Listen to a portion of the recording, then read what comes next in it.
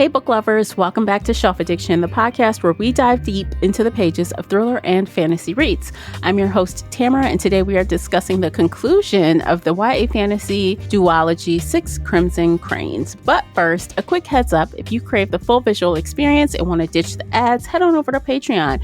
You'll unlock ad-free video episodes, exclusive after shows, and other bonus content as well. If you prefer audio only, Spreaker listeners, you're in luck. After shows and exclusives are now available there. If you want even more bookish banter, join our community over on the Book Clubs app. And don't forget to subscribe and leave us a review wherever you're listening. Speaking of community, I'm thrilled to welcome back my fantasy series bestie and co-host Casey from Heart Full of Ink. Welcome back, Casey. Hello. I'm so excited to be here. Yay! I'm ready to do this. Yes. We'll see how it goes.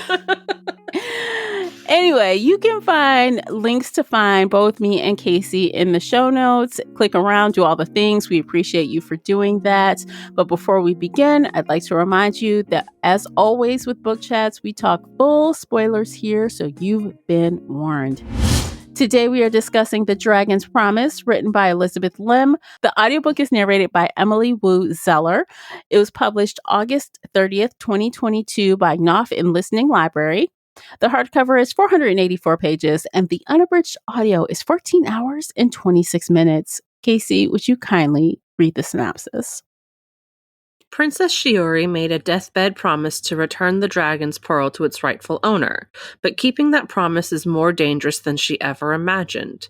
She must journey to the kingdom of dragons, navigate political intrigue among humans and dragons alike, fend off thieves who covet the pearl for themselves and will go to any lengths to get it, all while cultivating the appearance of a perfect princess to dissuade those who would see her burned at the stake for the magic that runs in her blood.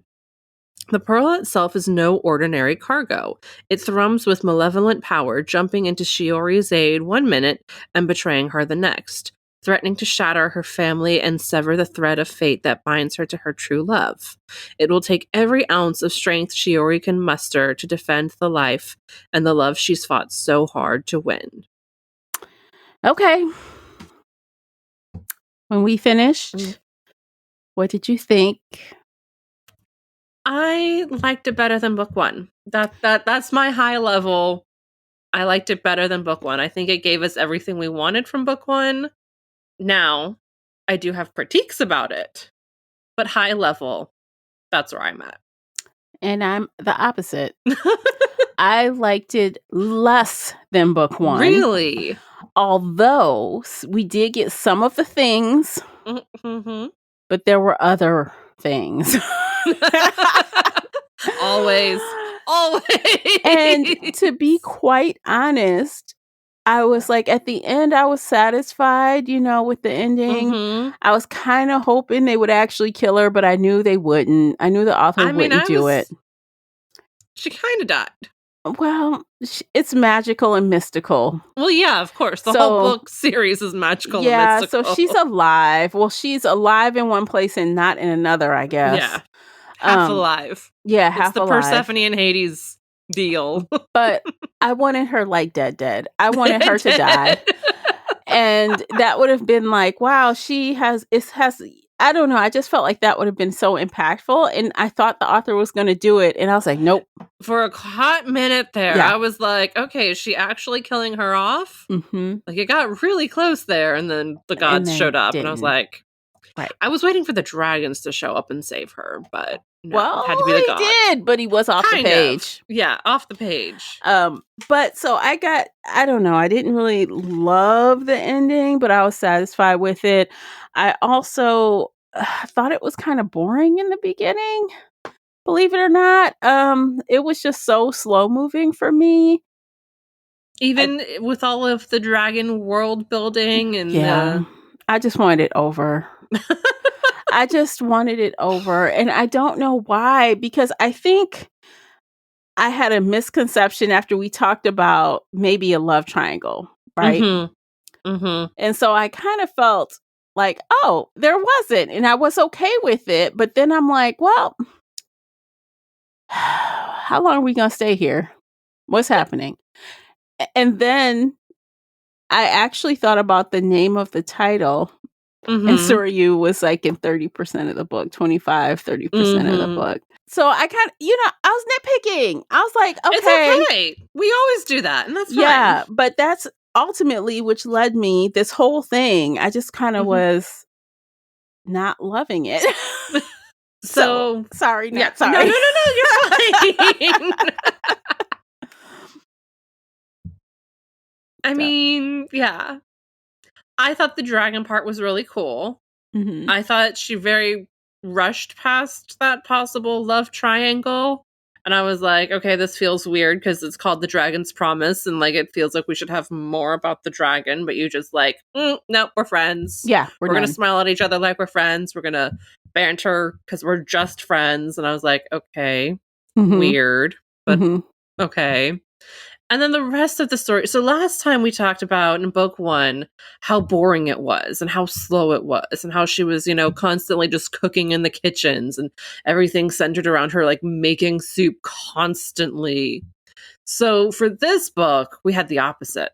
I think she was in a kitchen once. Yeah, which I would think, based on our previous conversation, one would think I would like it. I mean, I didn't hate it, but I also found myself being kind of not impressed with how the author wrote her action scenes. Some of it, I was honestly confused. Like, who did what? What happened? What the fuck ever? Next.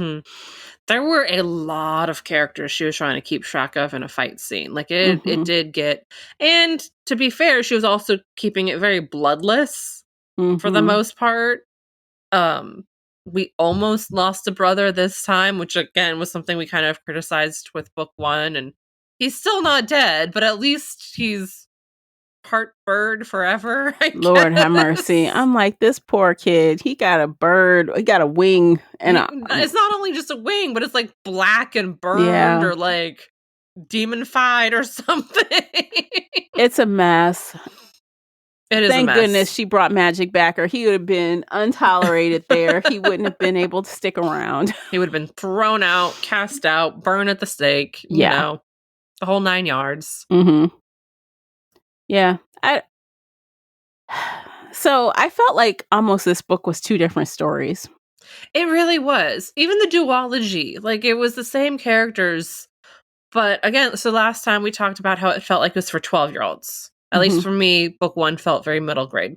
This one felt like more young adult, like 15, 16-year-old, not 12-year-olds. I wouldn't even say that to me. It still felt very Disney-esque. Oh, absolutely. But it felt a little bit older to me.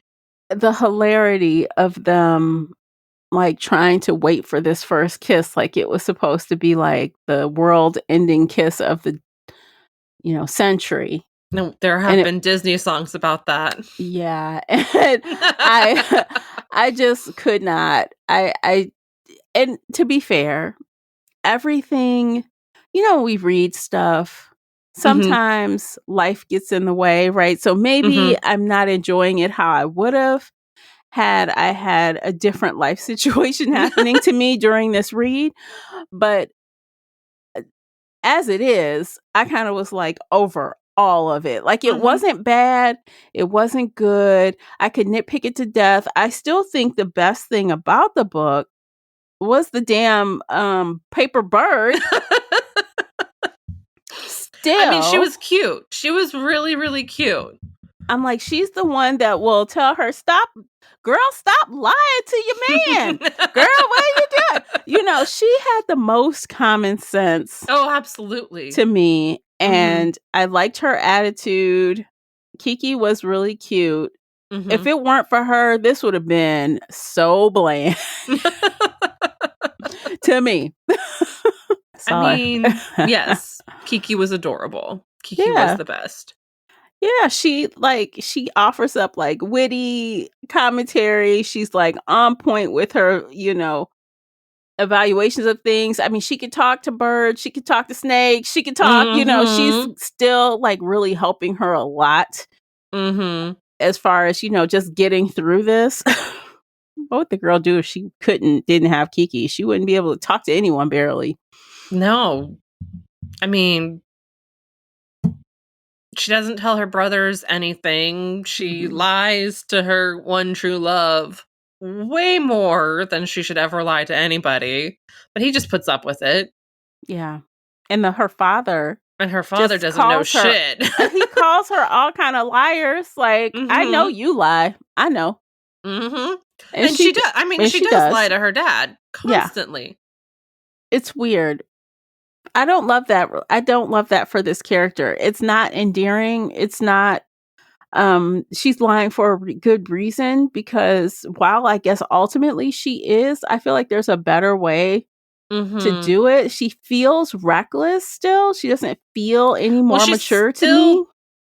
I felt like she matured a little bit, but was still very much a teenager. Mhm. Right? So if we think back to like the very, very first chapter of book 1, where she's like, runs away from the wedding procession to because of her bird and jumps in the lake and lies Mhm. about all the stuff to her brothers, like that was very young. She's not quite that way anymore. Like she's a little more grounded.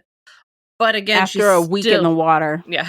She's still a little more or she's still very much a teenager, is what I'm trying to say. Yeah, no shit. Like Yeah. so it's funny, of course, she is in love with the prince, right? We Mhm. know the Takan. Tikan, she loves him. And so she's like, yeah, let's do the betrothal again. Ugh. Okay, sure. So that happens. She's all dressed up. They're doing their thing. And the demon guy kind of just takes over and starts like Mhm. interrupting her business. And she did not like it. But instead of somehow communicating that, she jumps up, insults the man's land. Like, I'm And not doing him. this, and him to his face. I'm not doing this. And I'm like, what the hell are you doing? And then Yeah, she that tells was him, very much yeah. And then yeah. Takan just goes along. She's like, run. And they run. And he's like, well, I guess you ran away with me, so it's okay. Yeah, no. Honey, no. Her immaturity, it just comes out. I just feel Mhm. like there was some other kind of way she could have expressed what was happening or dealt with it instead of like Oh, doing that. absolutely. No, this still felt like book 1 shit that she should have outgrown, Yeah. that she should have moved past. But to be fair to her, at that time, like she was felt like she was going crazy. The demon was pretending to kill people and possess people, and then all of a sudden she was like, I don't want them to think I'm crazy. I don't want them to think I'm a witch. So let me be the person who I used to be. Mhm. So that was her thought process. I don't Mhm. agree with it, but like the thought process was there. Yeah. And I get, the author trying to make it interesting and maybe a little bit of drama, heightening the drama of it all. But Mhm. it didn't hit for me, I think, the way she wanted it to. Yeah. Instead, I was just kind of annoyed by it. And all these little things happening in between, I just felt like this went on and on and on Mhm. and on. And I'm like, okay, can we please figure this out? Mhm. Because I'm Mhm. freaking tired. I'm tired for you and everyone you're dragging along on this little shenanigan because it's just so painful. You don't tell Mhm. anybody anything. You're telling people, I'm gonna turn you back into a crane. It'll be okay. What? That one I was like, "Wait a second. Can we at least like brainstorm other ideas?" And she didn't even know if the shit would work as they're trying to No. escape. I'm like, what? That's so half-assed. You gotta be It kidding me. was like less than half-assed. It was one brain cell and I was like, "Please do some planning. Please do some processing. I, Please I brainstorm other options first." I really wish the author had worked a little harder to make Shiori more likable. Mhm. Just a little more. Mhm. Same. You can forgive some teenager bullshit, but at some point you're like, "Okay, no. Yeah. She needs to grow up. She needs to move past this." Yeah. And because the world is magic, everything is magic, Mhm. it's not even like you need to be so deceptive. Like if you were in a world where this magic was hidden and only you and a small group of people knew about it, then yes, you're lying to everybody, right? Because you have to keep whatever hidden. But in Yes. this world, it's just magic everywhere. It's just this little place, this one county or town or country that your dad runs where magic has been banished. But there's no need to just do all the things you're doing, because if you say, hey, I was in the water for a week and it was 6 months for you, people will say, damn girl, welcome back. I mean, you know what I'm saying? Especially if you're like, hey, you know how we all worship dragons and they bring us good luck? Well, I met one and then I went with him to his world and lived there for a week there, but 6 months here. Like that, I feel like, yeah, you're right. That would have been better received because they worship dragons. They love dragons. Like dragons are part of their like happy mythology, whereas demons, the evil demons, yeah, they're evil. They're hidden away. We need to blood sacrifice every generation. Yeah. But that was the other thing. There was so much going on in this book. It was hard to keep track of every single plot thread. Mm-hmm. Like there was way too much. And that makes me mad just for the fact that book 1 was so slow and didn't have any of this. Mm-hmm. Like, I wish she had taken some of these plot points and put them in book 1. Yes. Because I know, like, it all led up to the stepmother and her pearl and all this other stuff going on. But I was like, there's so much. It feels lopsided, where book 1 was just way too slow and this one was just way too fast. Oh, I still think it was slow, but it was a lot of stuff. It was a lot of stuff. And I think even the stepmom being around and helping her, and I'm like, it's just too much of everything in the kitchen sink. Yes, it was everything in the kitchen sink except for her cooking in the kitchen. There was like, there was none of that. Only one of those scenes this time, thank God. Yeah. Which I was okay with that. So I mean, you know, with a large brush, you know, the book was fine. And we'll leave it there. Okay, what else you got? Because you know what? If it's my way, I'll be like, we're done. Done. Shortest podcast in history. Yeah.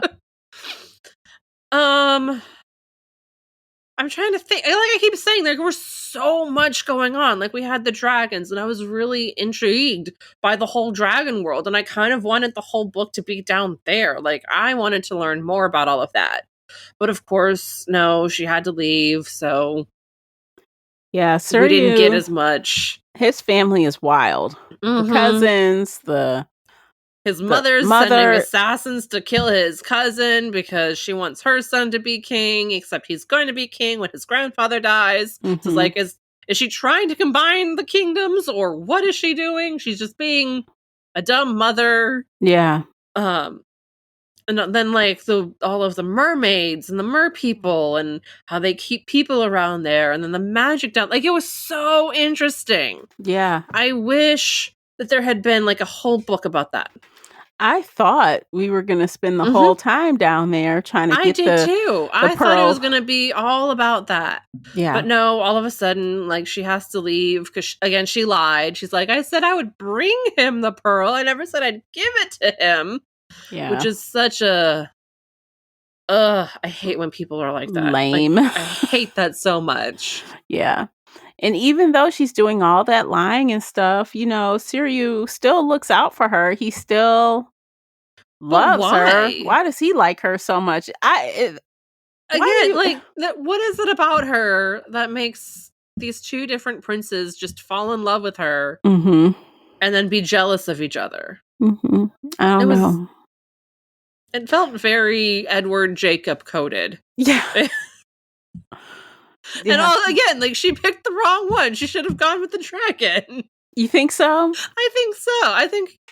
I think she would have had much more fun with the dragon because she was always wanting these grand adventures and doing all this fun stuff. And like, yeah, she gets to live on the moon for 6 months out of the year now. But like, if she was down in the dragon realm, she would have gone on all kinds of amazing adventures and near-death experiences. I feel like under there, it felt like Game of Thrones down there. Like it definitely was. Like it was ruthless and violent. Yeah. Except she had a prince who loved her and said, "You'd be my equal." Like, you're not going to be my slave or my subservient wife or whatever. You're going to be my equal. Yeah. And I was like, he seems perfect. Mm-hmm. Why are you saying no? I mean, her life would probably be hard until the king died or until his mom. And her or- mother-in-law, because yeah, that queen was insane. it was insane. Yeah. But honestly, knowing her, she probably would have instigated something that killed them both Mhm. within the year. Like, I can see that.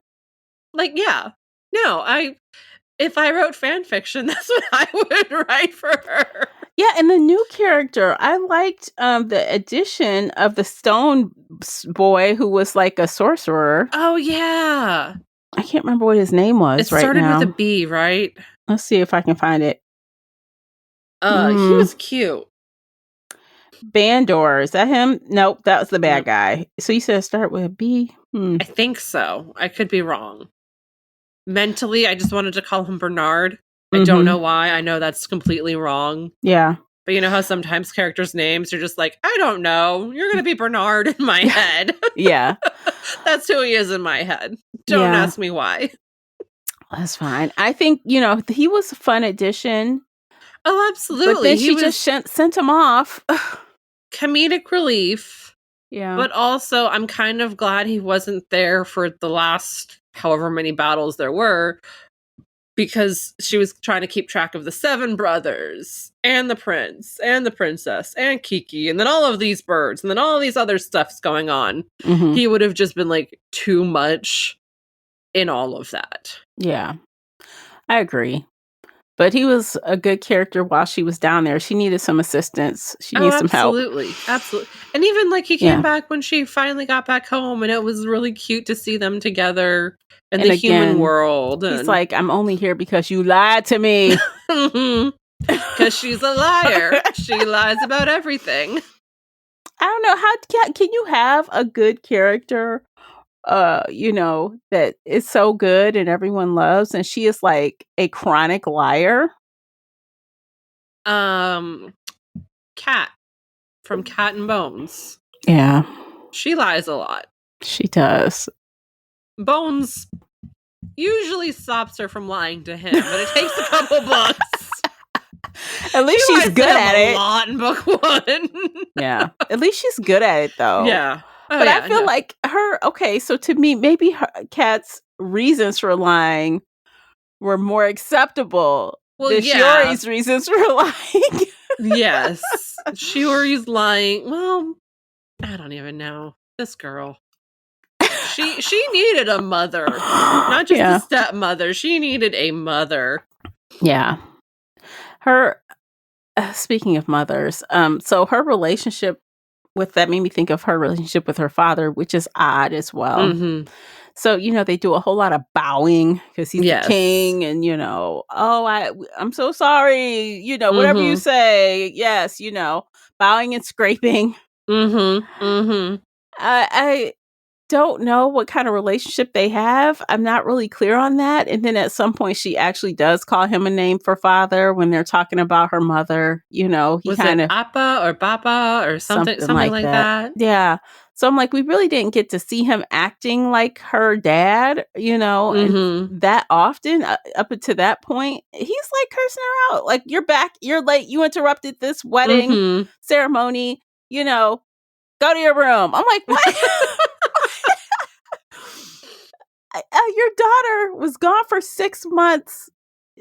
She was gone for a full year for him because remember, he was asleep when she came home, and so your whole little region was knocked out for a quarter of the year, and then your daughter is gone underwater, and you just reprimand her like she was late from a party. I don't understand why he reacted like that. I just because dads sometimes react with anger instead of emotion because they don't want to be emotional. I guess. I mean, that's what my dad would do. How dare you interrupt? Yeah, seriously. Go to your room. It's not a good thing. He needs to be a better dad. Absolutely. But, like, hi, I'm back. Hey. But yeah, no, also it doesn't really track with, in the last book, she talked about how she was his favorite. Mm-hmm. And, she was like, sometimes I get in trouble, but I just give him my big doe eyes and then it's all good. And you're that like, doesn't nope, track, like you doesn't said. track. Because he should have been like, my daughter's back. Oh, yay. That's what he should have did. And then been like, you was rude interrupting that. So, I don't know. Maybe that was the second thing he said instead of the first thing out of his mouth. Even her brothers were excited to see her. They were like, hey, all happy. Which, can we say, like, thank goodness 2 of them are now married? Yeah. The last time that bothered me so much. How she had 6 brothers and she was going to be married first. And I was like, this does not make sense. Mm-hmm. Thank goodness. Yeah. Thank goodness they're married and having babies. Mm-hmm. That's what they should have been doing the whole time because they're older. Oh, yeah. They're all older. So, oh, yeah. Yeah, that was odd that she was the one that well, it was just a betrothal, right? She wasn't supposed to actually be getting married. I thought she was getting married at the beginning. I thought she ran out of her wedding in chapter 1 of book 1. No, she ran out of her betrothal ceremony. Oh, I thought they Not had the that wedding. like way back when they were 10 or whatever, and this was like the wedding or pre-wedding ceremony or whatever. I don't know. Maybe, I don't know. I'm not going back. So I don't know, maybe. I don't. I'm going to say no because he never saw her again. So, yeah, they were younger when they had that ceremony that she skipped out on. No. I'm What are you talking talking about the ceremony in chapter 1 of book 1. Right. Like the very first thing. I thought that was like her, because they'd already been betrothed and they like hadn't met each other yet. I thought this was like the official starting ceremony, maybe not the full wedding, but like I don't know. Hey, we're getting married. Let's do like a pre-engagement ceremony, something. Oh, I don't know. I'm not sure. I do remember she had to make that, she had to sew or something because she had to sew apology. Right, but I didn't know that was a wedding. I thought it was like close to the wedding because they'd already been betrothed and like it was set in stone. Well, that's crazy. Yeah. Why would she get married before her brothers? Exactly. That's why it was bothering me. She should have been 6 weddings down before she had to worry about that. Because it's not like she would ever be the queen. She's so far down the totem pole. She is like nothing. Yeah. No, she's definitely the political pawn made for strengthening allyship. Which, yeah, I don't know. Anyway. Actually, this is a good time to take a break. Check out these commercials. By listening to those, you are supporting the podcast. And don't forget to check out the new merch store. It's on Dashery. That's the new place where our merch store lives. And there's going to be some new designs added in there soon. So definitely hop on over and give that a view. Pick up something bookish. And we'll be right back. Welcome back. Yay. What else should we discuss? As I am misremembering the first book. It's okay. Let's focus on book 2. I mean, there was just so much going on. We learned all about her stepmother's past, which was interesting. It was a lot darker than I thought it was. And I don't know why I assumed it wouldn't be that dark. Well, we knew that she had got her sister's body. Her face. Yeah, her face. That was also something weird. That guy who Shiori was talking to said, when he was trying to figure out whose body it was or something. That was kind of murky to me. I'm like, what is he saying? So he knew it was the correct person, or he thought it was the sister? Is he saying he thought it was the sister, or he thought it was... I think he thought it was her, but with her sister's face, but he was really confused about it. How I was confused about that section. I'm like, what is he saying exactly? And I was on a time crunch. So I couldn't like really, sort out exactly what they were saying, but he seemed to be confused and I was confused. Did you understand that section? Honestly, no. Like, it was just very confusingly written. But it was, the whole thing was confusing. So it was the demon came, killed her sister, she wounded him, banished him, took his pearl, and then took her sister's face. But how did she? I don't think she actively took it. Didn't she have to like something happen that made her get it? Like she didn't say, "I'm going to take my sister's face," right? I don't remember. Yeah, because she didn't want it, so she even scarred her face Mm-hmm. so she would remember. I don't know. It was weird. It was weird. I don't even remember her name. So I know her made up name was Rakama, right? Mm-hmm. I don't even remember what her original name was right now. That whole part was kind of murky to me. Yeah, no. I thought last time like they focused on making the stepmother nice, just to be like, yay, kids love your stepmothers. It's okay that she's not your real mother. Just, love her because she's trying to do the best she can. And then we got here to her home actually. And yeah, the whole thing was just really confusing. Yeah. And then we hear later from Shuri's dad that, she really didn't even want him. She just wanted the family. She's like, Yeah. I just want kids to love me. I just want a family, and he's like, I'm still in love with my deceased wife, so I'll never love you. And she's like, I'm fine with it. Let's get out of here. And that's how we began. That's so weird to me. I don't know. No, it's very weird. And she had all these suitors and stuff. Because they wanted her sister. Yeah, because they thought she was the sister. Mm-hmm. Hmm. Honestly, I would probably scar my face too, though. Mm-hmm.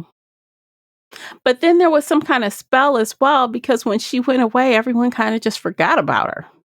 Well, that was her magic. Mm-hmm. That she was, performed on Shuri and her brothers to, like, make them forget everything. So she just made everybody forget she existed. Well, that means she was ultra powerful, because she did that for a large amount of people. And even after her death, that was still holding. Yep. With the exception of that guy, probably because he loved her. Yep.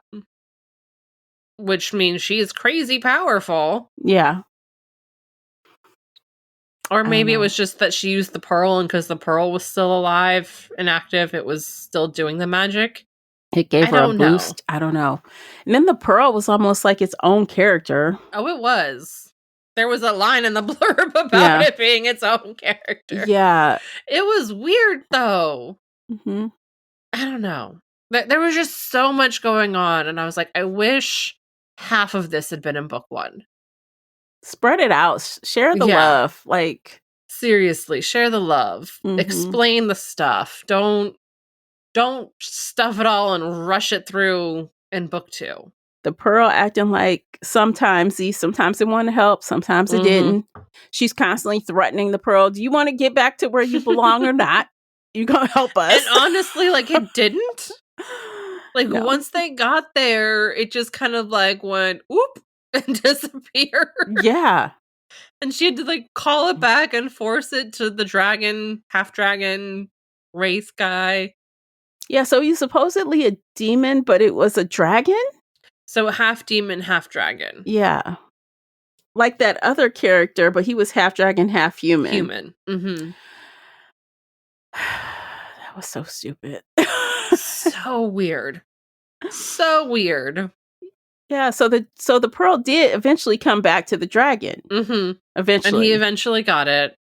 And it took a weirdly long battle that was actionable and very slow at the same time. Mm-hmm. Yeah. And so then after the battle, that's when the brothers went back to human. It took them a while. No, because they had to get back home, and then she had to beg him to release her brothers from the curse. And that's when he told her, like, well, why do you want me to release your brothers, but you won't release my brothers, the other demons? And that's what put it in her head that she's like, okay, now I actually have to go release the demons. But do you, though? But do you, though? But do you? And why would you think some demons would keep their word? I'll let you have my blood if you promise not to hurt anyone. Why would you just think they would tell the truth of all things? Exactly. They're not beholden to like their promise like dragons are. They're demons. Mm-hmm. So that could have went left, but in this book it went right. They did agree. But it was very Disney happy. Yeah. Even though this character has proven time and time again that if you don't use the right word, she can easily break her promise because she's not lying because you used the wrong word. Yeah. And I hoped at some point that like a demon would turn that around on her. Mm-hmm. Be like, you said don't hurt, but you didn't say don't kill. And if they're dead, they won't hurt. Yeah. But no, like this technicality. Technicalities. I was waiting for a demon to pull that on her. Yeah. I think this was such a odd combination of like Disney and darkness. It was very strange. It's like, like you're saying, why can't we have some stuff happen with the demons? Why couldn't we have some twist of words? Why couldn't we have something? I just, at the beginning, underwater, it felt more dark and stuff, but then it was like, it was this really strange combination where it's not exactly one thing or the other, but it kind of gets like, it's in this murky water that it's not enjoyable for me. Like, why is this like this? So this book, to me, this book felt darker than book one. Like, the battles were a little darker. The brother almost died. There was some violence, like more violence on page than book one. So it felt a little bit older, but still very, very YA. And, like, this could have been a really strong adult book with some very heavy themes going on. But no, like she was just kind of towing that line, but kept it all Disney happy. Yeah. Which just, I don't think those two things mesh well for me. Either it's Disney or it's dark. Yeah. Not Disney dark. Because if it could be dark Disney, that might be okay. Yeah. But Disney dark is not. Yeah, that's just, it's like she wrote us a check that bounced at the bank and couldn't cash it. Okay, so to talk about the ending, because we haven't really touched on that. Shiori is dying. Everybody's crying. She like feels her body breaking and dying, and she sees the literal god of death walking towards her. And I was like, oh shit. The author's actually like going here. I assumed she would walk off with the god of death and then like maybe come visit as a ghost or something. Like I was not rooting for that, but I thought this was going to be like a dark ending. Despite all the Disney-fied of it, I was like, okay, like we're going for it. But then all of a sudden his sister, the goddess of moon, appeared and was like, nope, I want her to live. Because the dragons told me that, like, we owe them and they want her to live. Yeah. You know what that reminds me of a little bit? And I'm sure it's just a coincidence. But it kind of reminds me of Sandman a little bit. Neil Gaiman. Watched it. So I didn't read the books or the comics, but I did watch the show. And literally death is a character. Okay. And all of these gods are like other gods, and they all interact with each other as siblings and interject on humans' behalf when they want to. So that kind of, I was like, oh, this kind of feels like that. But I'm sure it's just a coincidence. And, it's kind of generic, I guess, as well, because a lot of stories write about gods in that way. So, and I mean, there was a lot about mythology in this story. And I mean, we have dragons. If we have dragons, then we can have gods. I just thought it was a little on the nose for them to appear in the last chapter at the last scene to save the day. If we had split this book up into two books and like made this the duology and like had the gods interacting and showing up earlier, then I think it would have made a lot more sense and felt more realistic rather than them just like, hey, let's Showing up. save the day. Let's Disneyfy this ending. Right. Which is why I think I would have been perfectly happy if they actually killed her, because the guy just appears. Like, we've never seen this dude before. So I'm like, oh, this is the end for you. It's deuces for you, girl. I know. And I mean, like, it's fine if the god of death doesn't appear until somebody's dying. Like, that makes sense. Right. But the fact that, like, okay, her brothers have been in battle so many times as birds and almost killed, but always survive by, like, the hair of their beak and, like, never really horribly injured. Like, nobody got maimed or anything. And then all of a sudden the god of death is here. I was like, oh, you were saving up all of the death for now. Yeah. Pretty much. Like, I still kind of wish one of her brothers had died. Yeah. I think that would have been good. Like, we need somebody to, and I always say this, you can't have like these big epic showdowns and everyone survive. Yeah. Oh, yeah. I mean, honestly, one of the brothers was dropped off a freaking cliff. I know. And I was surprised he survived. I was like, wait a second. Without even, he wasn't even messed up or anything. I know. That was frustrating. And then we have like, so between those kind of saves, no one's injured, everyone's fine. And then, she's hanging on by hope and a prayer and a dress or some shit that they're flying her around in. Like that one scene. Oh, God, yeah. Disney. Yeah. I feel like this book would have been better if one of her brothers had died, if she had maybe actually died, or they had brought in the gods earlier. Yeah. Or if, like, the dragon had showed up and saved her himself. Yeah. Instead, he gets a stupid cameo in the epilogue as he's like swimming with the whales. Right. Like, you gotta be kidding me. And all I could see in my mind was like, she's kind of like stepping down from the sky.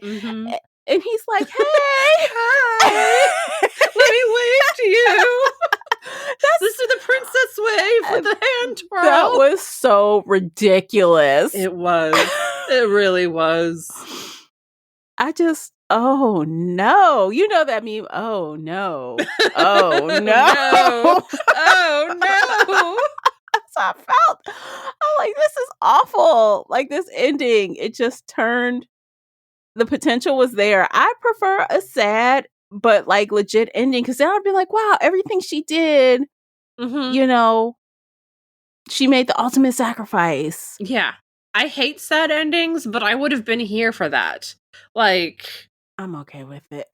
It would have been fine. Yeah. It needed, I mean, supposedly, but why did that surprise me? It shouldn't have, because this whole time it was supposed to be very, very high stakes, but nothing ever happened. So I shouldn't have been shocked by that at all. Yeah. Again, if you don't have consequences, your high stakes feel like nothing, because, okay, you're going to go into battle again, but nobody dies in battle, so you're fine. I'm glad this was only 2 books. Yes. I wish this book had been the 2 books. I kind of want to get rid of book 1. And just, like, split this one into 2 books. Book 1, we could have actually ended it there with her. Oh, yeah. It didn't even need to go on. We could have just ended it. Like, that could have been a standalone. She could have gone off to marry her prince and done her thing. And then this could have been a totally different series, different duology, set in the same world, but it didn't need to be tied together like this. Yeah. And I do want to ask you, since you actually listened to the audiobook. Oh, yes. I listened to it for the first time. I enjoyed Emily Wu Zeller. How did you she like was her? Great. Yeah. I really love, like, her range of voices. I thought she was fantastic. Her Kiki was a little high-pitched and a little annoying. And she sounded just like this. Sherry, how dare you lie to me? Like, so high-pitched. You're like, But, like, her male voices sounded kind of masculine. It didn't sound like a woman trying to be a man. And each each voice sounded very unique and very different. Yeah, she's a very good narrator. Yeah, she was fantastic. She's top notch. I dare say she actually helped the story. She added something to it. Some Because I feel like, pizzazz, some personality. because audiobooks can go either or. Either the narrator drags it down or they help it, give it a little oomph, because it's all in delivery. So Yeah.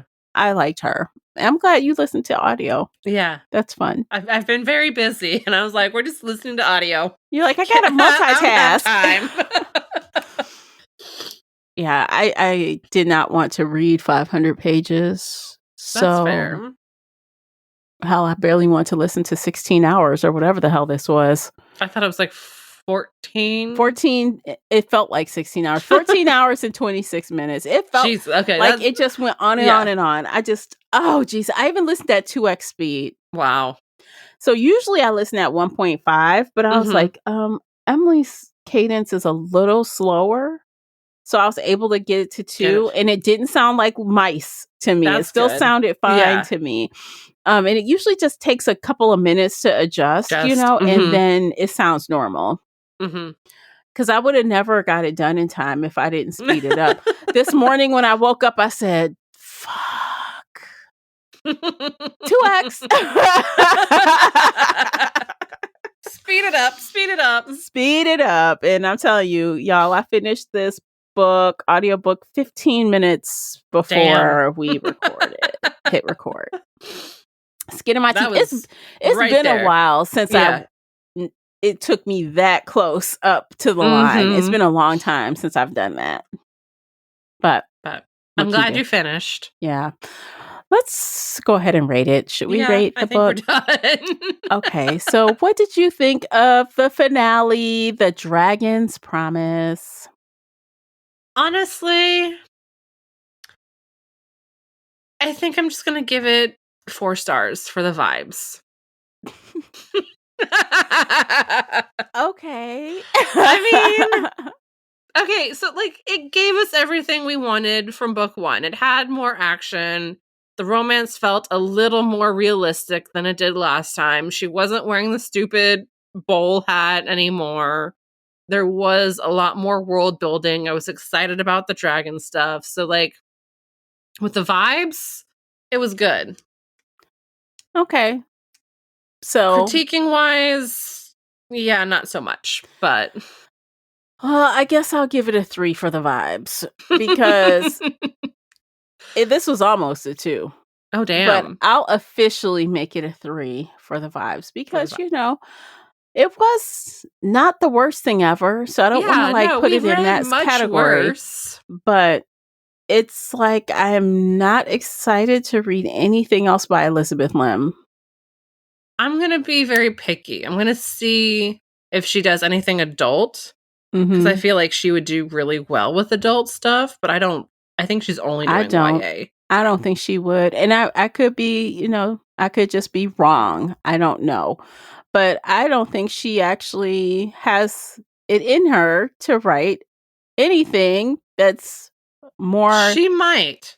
I feel like if she was going for an adult fantasy book, I believe in her. I feel like she would make it a lot darker.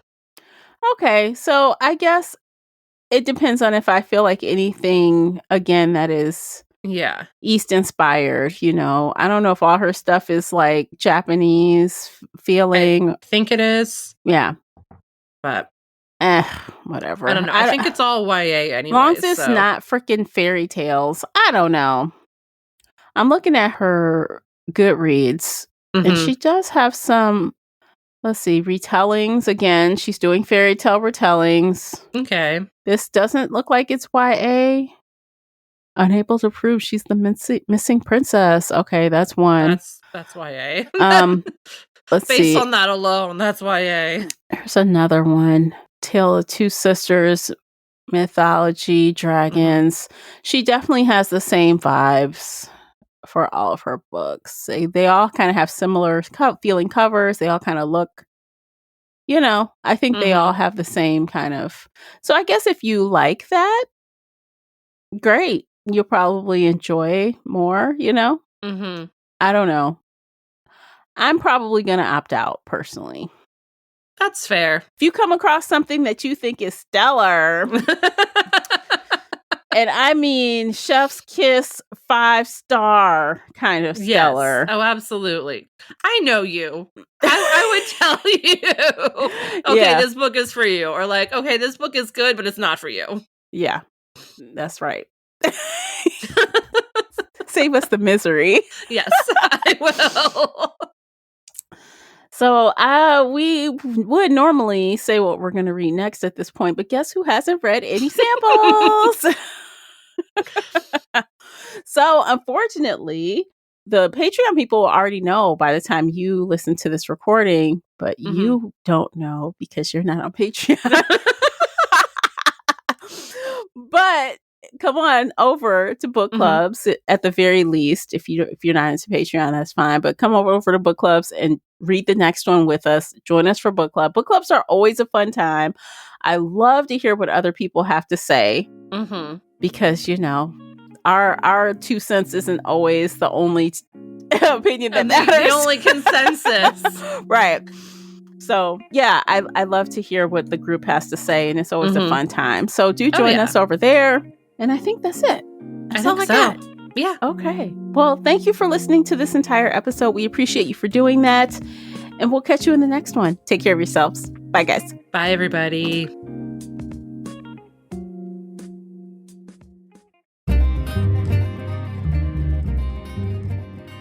Did you enjoy today's episode? If so, please head over to Apple Podcast or Spotify and leave a positive 5-star review.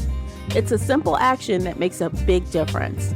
You can also like this episode on your favorite podcast player or share it with your fellow bookworm friends on social media. Joining the Shelf Addiction Patreon family is another way to support us. For as little as $2 a month, you can help our team create even more amazing bookish content. If Patreon isn't your thing, consider becoming a supporter on the Spreaker app for just $5 a month and gain access to exclusive audio-only content. You can find me everywhere, including Instagram, X, and TikTok under the handle Shelf Addiction. Join our book club of the same name on the book club's website and app, where we discuss all things bookish and more in a safe space. The Shelf Addiction podcast is a part of the Nerdy Maven Network. Thanks for tuning in.